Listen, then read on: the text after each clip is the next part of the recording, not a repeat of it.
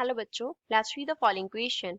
A plano-convex lens is made of material of refractive index 1.6. The radius of curvature of the curved surface is 60 cm. The focal length of the lens is. हमें एक plano-convex lens दिया है जिसका refractive index है 1.6, radius of curvature curved surface के लिए 60 centimetre है. हमें लेंस का फोकल लेंथ निकालना है. ऑप्शंस क्या हैं? 50 centimetre, 100 centimetre, 200 centimetre and 400 centimetre. So first of all, we will talk about the key concept used in the question. इस question में क्या key concept हम use करेंगे? Question में हमें क्या दिया है? Plano convex lens दिया है.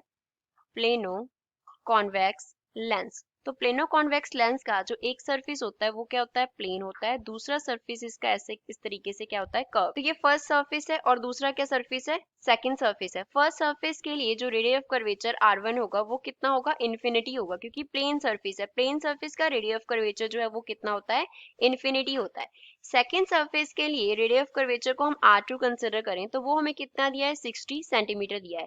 अब ये क्या आएगा? नेगेटिव आएगा, क्योंकि रेज ऑफ लाइट जो है वो इस डायरेक्शन में आएंगी और रेडियस ऑफ कर्वेचर को हम सेकंड सरफेस के लिए इस डायरेक्शन में मेजर करेंगे, opposite to the direction of incident light. So ये क्या आएगा? According to the sign conventions negative आएगा.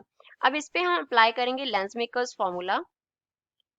Lens makers formula. तो according to lens maker formula क्या रिलेशन होता है? 1 upon focal length is equals to refractive index -1 into साथ में क्या होता है? 1 upon r1 radius of curvature for the first surface minus 1 upon r2 that is radius of curvature for the second surface. अब इसमें values fill करके हम f निकाल सकते हैं. म्यू का जो वैल्यू है वो कितना दिया है? 1.6 दिया है.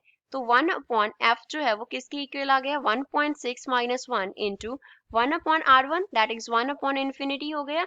माइनस माइनस प्लस हो जाएगा क्योंकि r2 के आगे क्या है? माइनस है, तो ये 1 अपॉन 60 हो गया.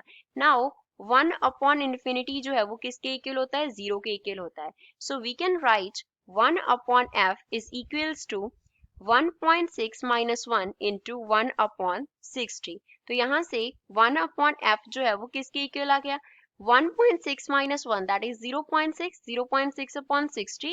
So 1 upon f is equals to 1 by क्या बन जाएगा? 100, which means focal length of the plano convex lens जो है वो कितना होगा? 100 सेंटीमीटर होगा. So this is final answer for the given question. तो given option में से B इस question का correct answer है. I hope you understood well. Thanks.